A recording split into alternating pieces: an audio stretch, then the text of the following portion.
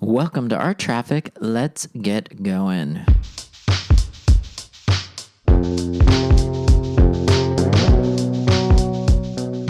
This week we caught up with Carole Caroompas at Otis, where she's a tenured professor in the Fine Arts Department. Carole's a painter, performance artist, and recording artist. Awards and grants for Carole, which she's had some really cool ones. National Endowment for the Arts, John Simon Guggenheim Memorial Foundation, COLA, which is the City of LA Individual Artist Grant, California Community Foundation Individual Artist Fellowship, the Peter S. Reed Foundation Grant, and the Otis College of Art and Design Grant, which is, pretty heavy hitter stuff.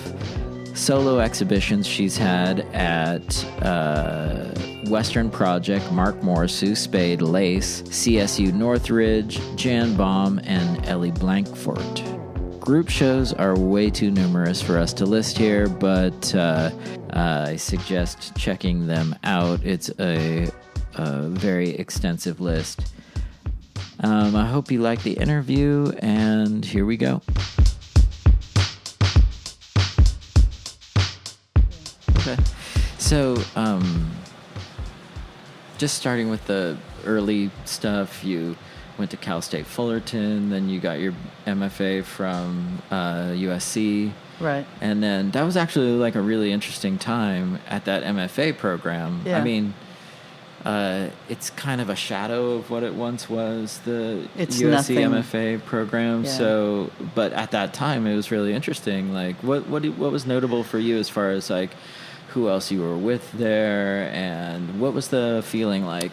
Well, I was at Mike Kelly's opening dinner thing last week, and I ran into Paul McCarthy, and we talked for a long, long time. We were both there at the same time. I was there. He was a year after me. Uh-huh. And he came with this guy, C.D. Taylor, from Mormon territory. They moved out here. So he was there. Jim DeFrance, who was showing at Nick Wilder, was the main person I worked with, and he was a big deal then. Dr. Weber, who happens to be Marnie Weber's father, which I didn't know until she and I were doing a performance at Lace. And she came up after I was in, and she said, "My father really wants to talk to you." And I said, "Your father?" And she said, "Dr. Weber." And I went, "Oh my God." He was so smart. And he thought I was so smart too. I mean, it was, so it was a really good experience. Yeah. So, it's amazing how many like cross-pollination moments we find in just in this podcast from talking to various different people and how integrated the LA art scene is. And it seems like, I think the perception is for a lot of people is because of the fact that we're real sprawled out. We're spread out over lots of cities in this big geographic area that somehow we're disconnected. But a weird thing in this podcast we've been finding is that it's super interconnected. It just might be degrees of separation. Yeah. Well, the one thing I would say that had to do with it, let's see, when did I graduated from there January of 71.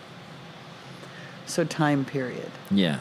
And time period, the city didn't have that many artists, but we all knew each other. And we all knew each other really well. Like Alex Smith was one of my best friends. Mm-hmm. Chris Burden. Mm-hmm. Scott Greiger. It's like the whole crew was like a crew because everybody knew everybody. Yeah. And everybody was supportive of each other too. So I think that was really, really important.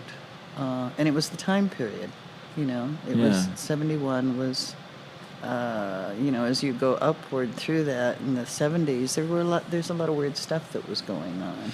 Yeah, and I mean, especially with your work being about, issues of both identity and pop culture and women's perspective. It was a super interesting time for that in LA too. So yeah, I mean, you kind of helped frame that whole conversation. Well, I was, let's see, 71. That was about the time I was doing installation work at that point, and was put in several shows. The Pasadena Museum of Art, which is now the Norton Simon. I was 2 years out of college, and that was the first museum show I had, so it was a big deal. Karen Carson was in it, you know. And I'm trying to think of who else. I think within that, well, I was doing installation work at that point. It was impermanent work. But in terms of the whole feminist movement, that was happening a lot at Cal Arts because Judy Chicago and Miriam Shapiro were both there.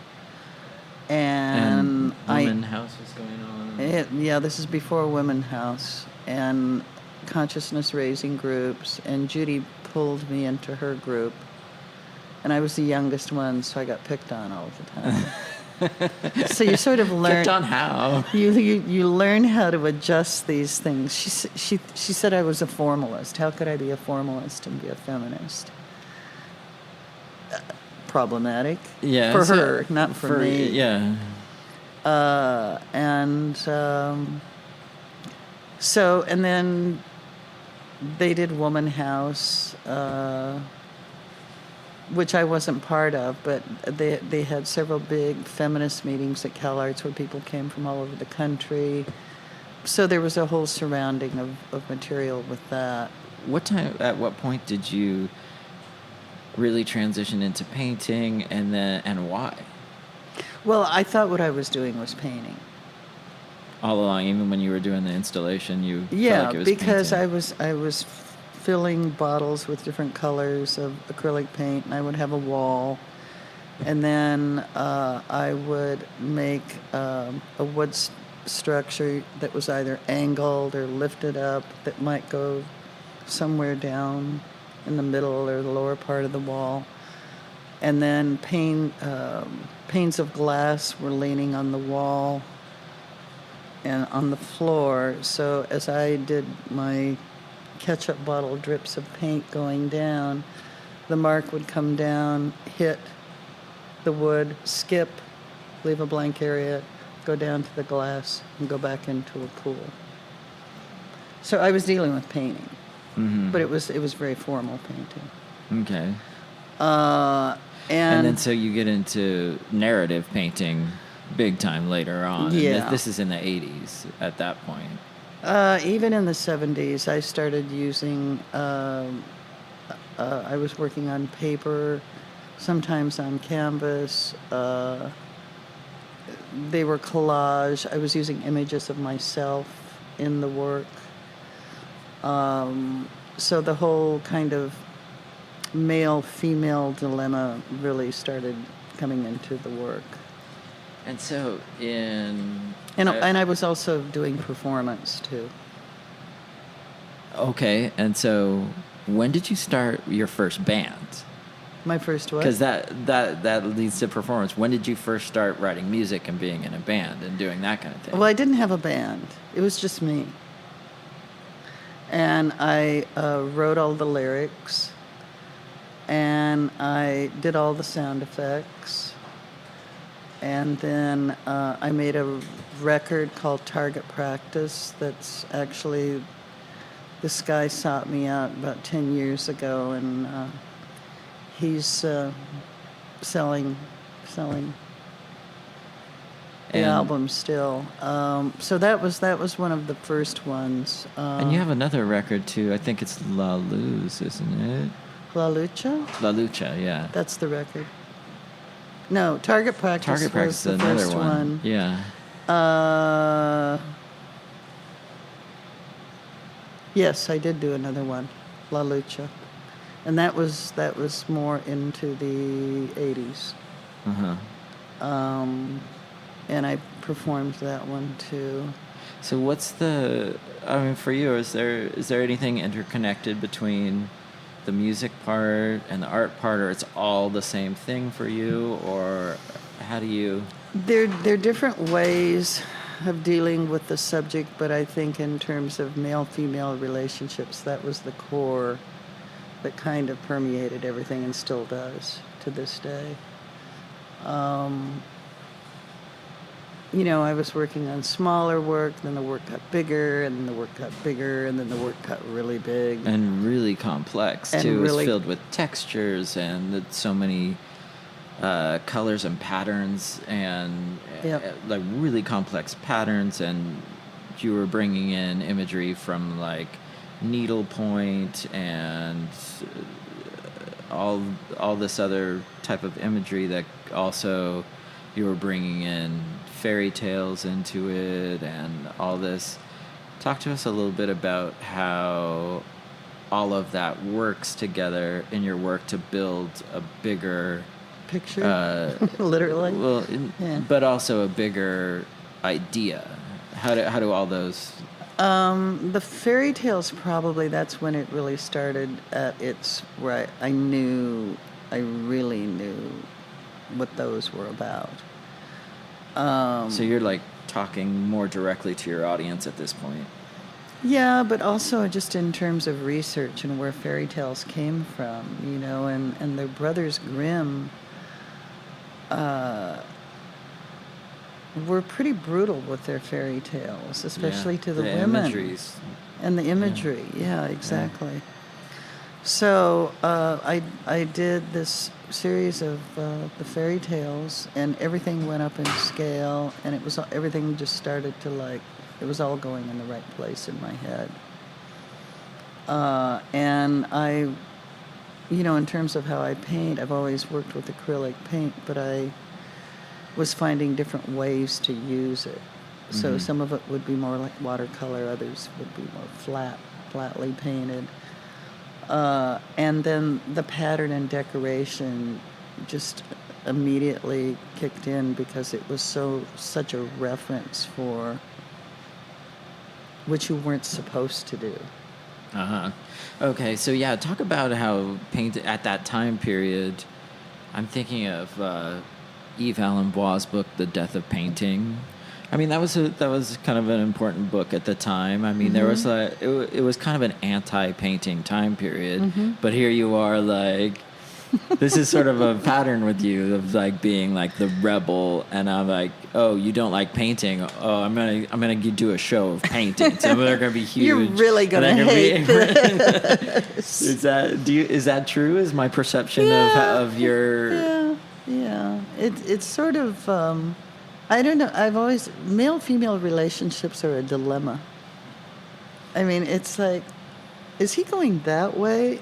That doesn't make any sense. Or am I going this way? Or and those kind of connections where it's like, oh, I love this person. No, I hate this person.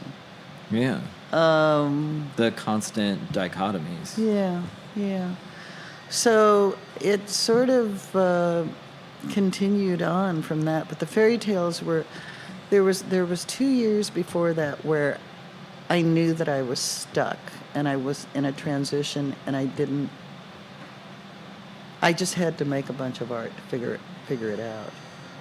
Okay. And as soon as I switched to the first painting, it was like, okay, I get it. I know what I'm doing now.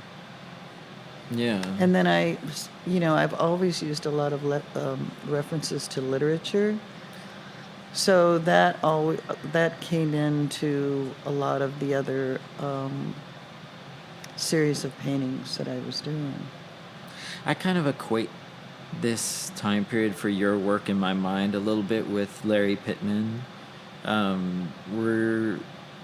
I don't have any idea if you know each other or if you were at all associated with each other. Did you guys love each other, hate each other, battle each other, not know each other existed? What was... his partner Roy Dell and he were at Cal Arts when the whole feminist thing was going on. Mm-hmm. So I was in their studios talking to them about their work. Oh, okay. Sort of as a teacher. Okay. And then they graduated, and it turned out we knew a lot of the same people. and became friends. And So is there similarities that I'm picking up on between your work, or no? Did you want to talk about similar issues I in think any pattern kind of a and way? decoration with Larry comes in. So it's just a aesthetic Yeah. similarity, and that's where it ends. Sort of, I guess. Roy's work is much more abstract and more formal, I think. Yeah, so we knew each other through all those years, and then it got a kind of a little odd. I'll put it that way. So the personal part of it was maybe you weren't the greatest friends anymore, but yeah, your work didn't kind of, or your lives and your work sort of intersected for a moment. and then didn't. And then didn't, but there was like some sort of counterpoint moment there in the maybe I'm thinking about it more like in a art historical sense to Los Angeles. Uh-huh. There was kind of like that moment in painting where it was like, it seemed to me that artists like you and Larry were sort of painting maybe had its back up against the wall, and you guys went out there and championed it a little bit. It was sort of like, what can we do back, with and this? I'm thinking about, yeah, and you were showing at Mark Moore at the time, right? Well, the first work was shown at Sue Spade. Oh, at Sue Spade, okay. And she really kind of got a good audience for me. And she believed in Yeah. what you were up to Yeah. at the time. She was crazy, but yeah. Did you get any pushback from anybody about painting at that moment? No. In fact, gosh, I can't even think of the name of the gallery now. I had a gallery show in New York after Sue Spade. Okay. So that started kind of shifting some things around too. So you feel like you were convincing people about painting, or were they thirsty for it? Like you put it out there and the world was like, yes, we needed that. I think it was just a time period where there were a lot more people painting and a lot more people were interested in it. I had a friend who lived in New York, Tom Woodruff, who was a really, really high-end illustrator. Mm-hmm. And he worked at the art school there, and he was making these really amazing paintings. And they dealt with pattern and decoration, too. Okay. So it was like this thing that was sort of like... Yeah, it was like a conversation that was happening within the scene. Yeah, it was definitely happening. And so, what are the issues that your work's dealing with now? But if you were dealing with formally pattern and decoration and literature, women's issues before, is that still the same stuff that you're wrestling with now, but in new forms? Yeah, it's in. Well, each time I do a series, it changes into a different form. What are you most concerned with now as an artist? Well, I've been working on this series for too long. It's almost been 5 years. The last painting took almost a year to do. They're big, they're complicated, and they're based on, the roots of them are based on Paul Bowles' The Sheltering Sky. Have you ever read him? I'm not familiar with it, but... Okay, well, Paul Bowles is this amazing writer. And The Sheltering Sky was his first book, and it was written in the late 40s. And it's about an American man and his wife who is kind of crazy, and their friend, and they decide to go to Morocco and explore the Sahara. And everything goes wrong because they're so American and they so don't get the culture. Ignorant Americans? What? And Whoever heard of this? Paul Bowles eventually lived most of his life there, and he could speak, the language, and he was a really super smart guy. But if you read any of Paul Bowles, they're really kind of scary stories. Everything seems fine, and then it's like everything goes wrong in the most odd, weird ways possible. Okay. And the sort of the gist of the story is that the character, gets very sick. She's trying to save him. She's kind of crazy. And he dies. And she doesn't know what to do. Their friend who they were with left on a train, and he's not coming back. So you find her in the desert, literally like hitchhiking. And the camels come by, and the guys with the camels pick her up and put her on the camp, and take her away. And therein she gets raped by many men and gets even crazier. And towards the end of the book, you don't really quite know what happens. She's away from them, but she just kind of disappears. And that's the end. It's unresolved. And that's my happy story I've been dealing with the last few years. And you've been living this for the last decade or so? 5 years. 5 years. But I love Paul Bowles' work, and you should read him because he's really a phenomenal writer. I will start now. He's really good. It sounds horrible, so I'm positive I'll love it. And Bertolucci made a movie of it. Really? Yeah, it's okay. Well, but when they interviewed Paul Bowles, he was like, yeah, he's not a fan of it, huh? But it's well, reinterpretations of anybody's work is tricky. Yeah, and especially if it's an Italian movie director who's dealing with. Well, I actually thought the movie was okay. It's not the book. The book is very internal. Yeah, so that's what I've been kind of dealing with. So the last painting that I finished, it's about 9 feet long and probably about 6 high, 6, 7 high. So we're at enormous scale at this point, and it's like this is like Jimmy Rosenquist type size. Well, yeah, and then they're weird shapes. One of them has like a round arch top to it, and then the one I'm working on now is like I think maybe 3.5 feet wide, but it goes up like 8 feet. So it's like you're looking at the ground and you're looking at the sky at the same time. And so this scale that you're talking about is what I kind of consider to be like the enveloping scale. This is just my own internal terminology that I have for it because it's outside of your peripheral vision. I'm trying to combine vision and image right here. It's not working. Okay. Vision.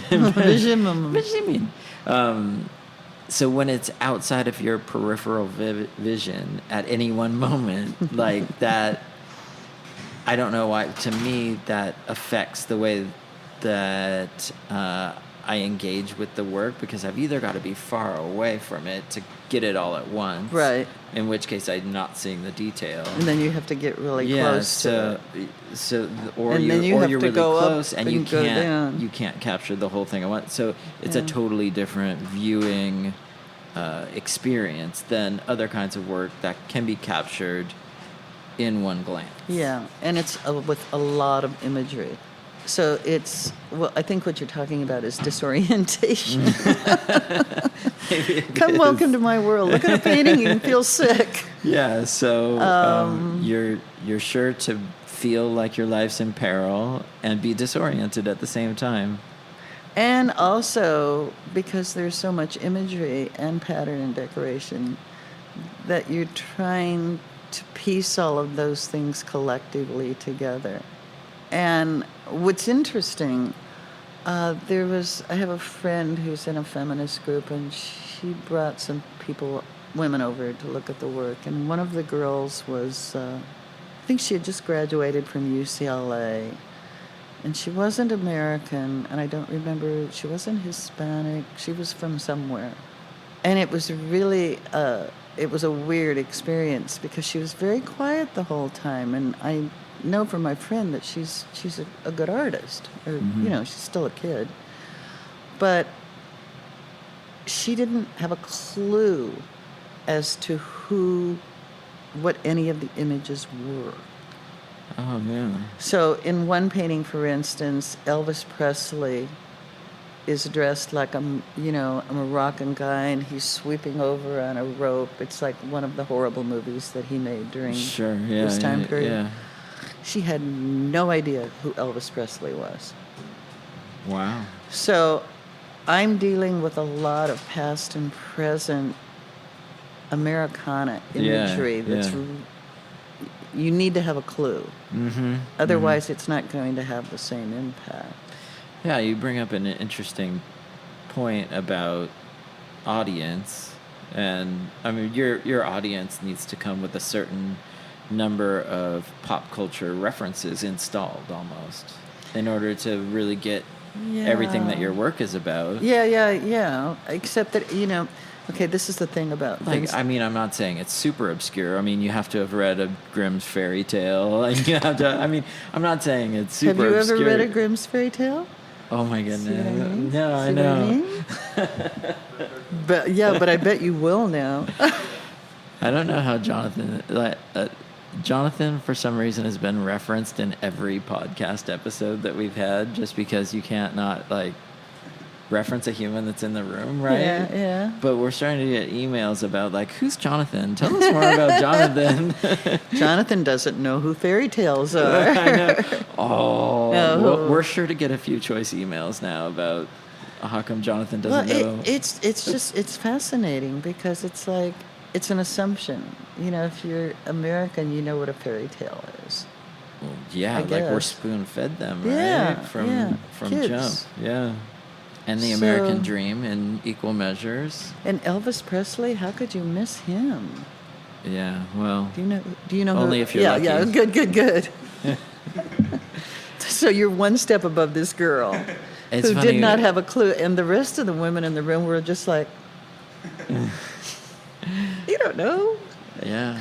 But, That's funny that you're doing Elvis Presley stuff, because we just interviewed Linda Viejo not long ago, and she was talking to us about her Make 'Em All Mexican project, and she was doing Elvis's, and she got a lot of maybe blowback from people about using Elvis and maybe changing or recontextualizing Elvis, and they didn't like it. Yeah.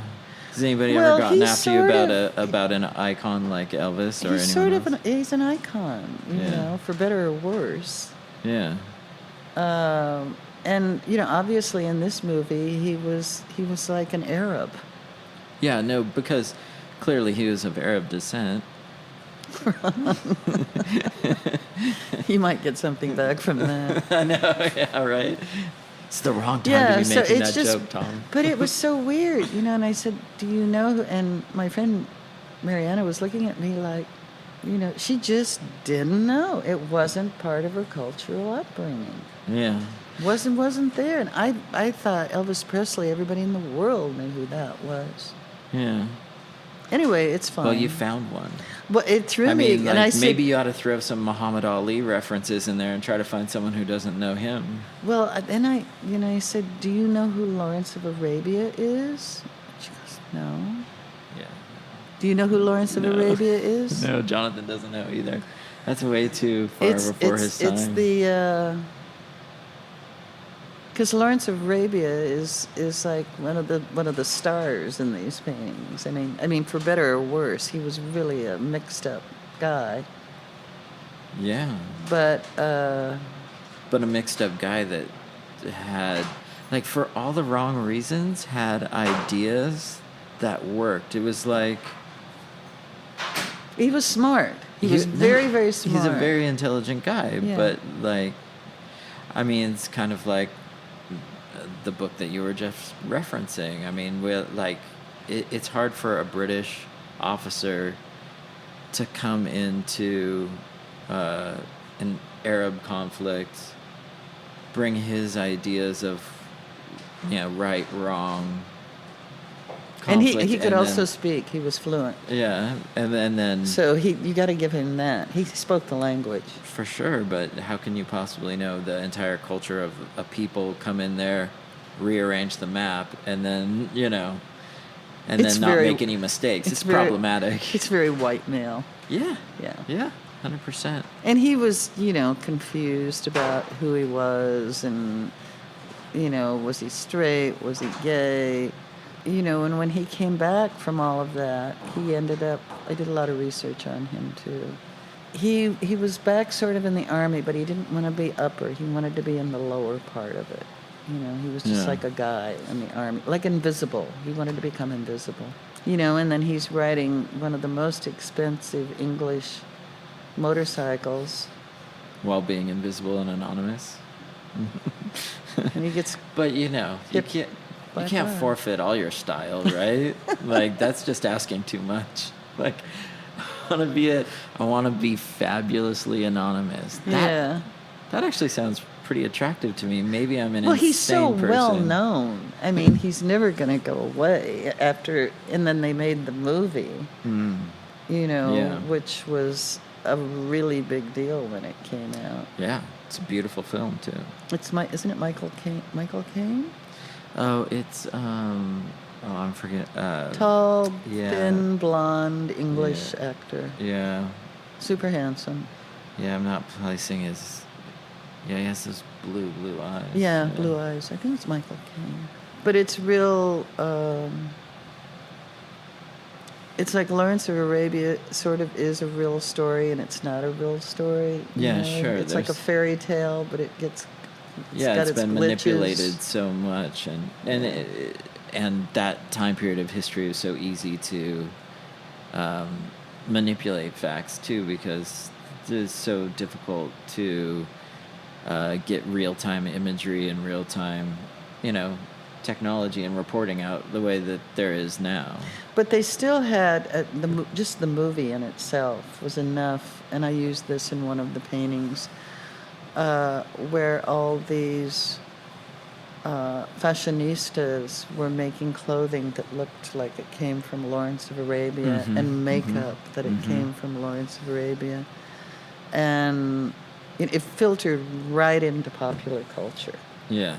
And popular culture is something that I'm really interested in. Yeah, that's your bread and butter. It's where you live. Okay, so... it's time for our last two spots of the show. We do two things. We ask two questions at the end of every show. Okay. One of them is who would you like to hear on the show, and the last one is we ask everybody what were some jobs you had to do to keep the art career going throughout your. What were some of the Everybody has them. What were some of the funny jobs you had to do? Maybe you were in college, maybe you were just out of college. The stuff that you were doing to just try to make it before the work went huge. Well, I had this mentor at USC, Connor Everts, who is a famous guy in his own right. I think he's passed away at this point. And he was really supportive of what I did in school and very supportive of me. So I graduated and I didn't have a job. I applied, for all these teaching jobs and nothing was coming through. And then I think I had a job at a vitamin store for about a week. And so this was 1971 then? Yeah. And so vitamin stores have been going since 1971 at least, minimum. Yeah. My father was a chiropractor, so it's like... Those are what, similar? Well, vitamins and chiropractors go together. Oh, okay. Yeah. So I think my mother called and left a message, something about there was this job interview I should go to, and the people were just like, "You're fired." So I was fired. And then, but Connor called up this guy who was head of the department at El Camino College and said, I know this person, she was a student of mine, she's fantastic, you really should hire her. Just at least bring her in and talk to her. Yeah. So I went in and I talked to him, and he said, okay, can you do beginning design? And I said, sure. And he said, can you do such and such drawing? I said, sure. And he said, okay, you got 2 classes. No, it was beginning design. Oh, this was the hard part for me. Art history class. Beginning art history. Really? 20th century art history. You're like one of the most knowledgeable people I know about art history. How could this have been a problem? Because the room was really, really big. Oh, and you had to like project out there. And the screen would come down, and you had this huge amount of bodies out there. And I had slides made and stuff. And I was terrified every time I walked into the room. Oh, wow. But then I'd snap out, and then it's sort of like early learnings for performance. Oh. I was afraid I was going to say something wrong, or that it wouldn't be the right information. Oh, wow. And we know now that it's nearly impossible to give the right art historical information. Yeah. It's constantly changing. Yeah. New information coming out all the time about every artist you can think of. Yeah. So it was. I used to have anxiety attacks before I'd walk into that room because it was so big, and then I was like, do I really know about this well enough? Yeah. Because I had to talk about architecture too. Yeah, sure. And you're young. You're just a baby yourself, right? And like, what do I know out here, right? Yeah. No, but I couldn't do that. I had to know. Oh, sure. Yeah, you're being paid now, and now it's time to know exactly what's going on. So I only had to do that one semester, and then he gave me 2 different design classes, which I was much happier with. Oh, okay. Okay, so those are what we call your side hustles when you're out there hustling, trying to make a dollar. I taught part-time. Oh, then another job came up after that at Cal State Northridge, and they were hiring a young artist for 2-year stints, full-time. And the same professor got me that job. I'm going to do a very quick section about all of the awards and grants and crazy amounts of accolades you've had over your career. Is there anything that pops out about all of those for you that you want to comment about? Like, well, National Endowments of the Arts. I mean, we could go on. The COLA, I originally... You've been collected huge collections. I was going to be a writer. No, really? My undergrad, I was English lit. But all my friends were in the art department. They were all getting C's, and I was getting A's, and everybody's scratching their head like, she's an English major. Yeah. And finally, my senior year, the guy who was head of the art department said, this is crazy. You are an artist. Oh. I said, no, I'm a writer. I'm going to be a writer. And so he said, you should just change this before you graduate. And I had to make a phone call to my father, which I thought was going to be a big hang-up. Uh-huh.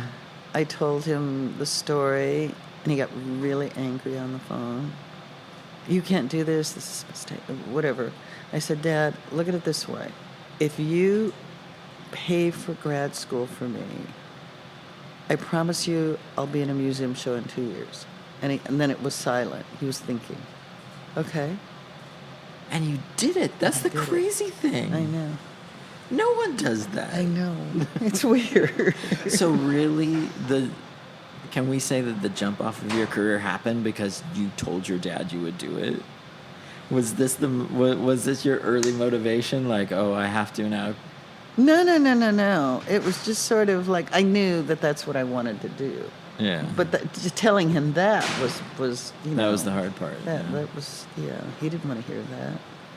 Okay, so what artist would you like to hear us interview? Like, if you were going to listen to a podcast and you wanted to hear an artist's thoughts about their own work, who would it be? Oh, that's such a hard one. What I always say, the disclaimer, we'll try to get them, but not everybody says yes. Sometimes they do, sometimes they don't. But you know who would be interesting? Vincent Ramos, you've done a lot of people from here, right?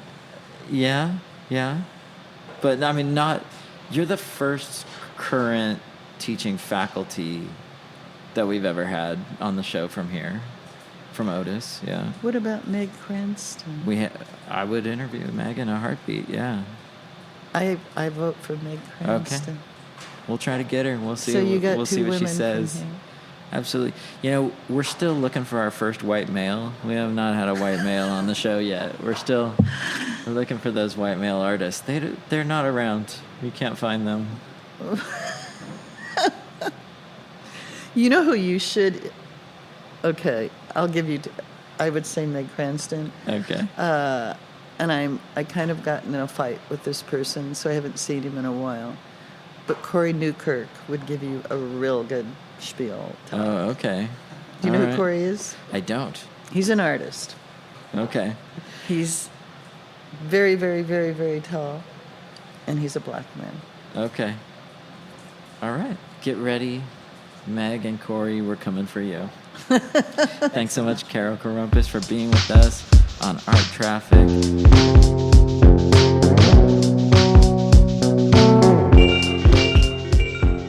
Okay, we interviewed Carole at the request of Vincent Ramos, so check that one off the list. If you have an LA-based artist, curator, gallerist, or collector that you would like to hear from, hit us up at arttraffic@thomasadamsart.com, arttrafficpodcast@gmail.com, or DM us on Instagram at arttrafficla. That's a new Instagram account just for the show. If you haven't seen it yet, go give us a follow if you don't mind. Thanks for listening. See you next week. That was Art Traffic.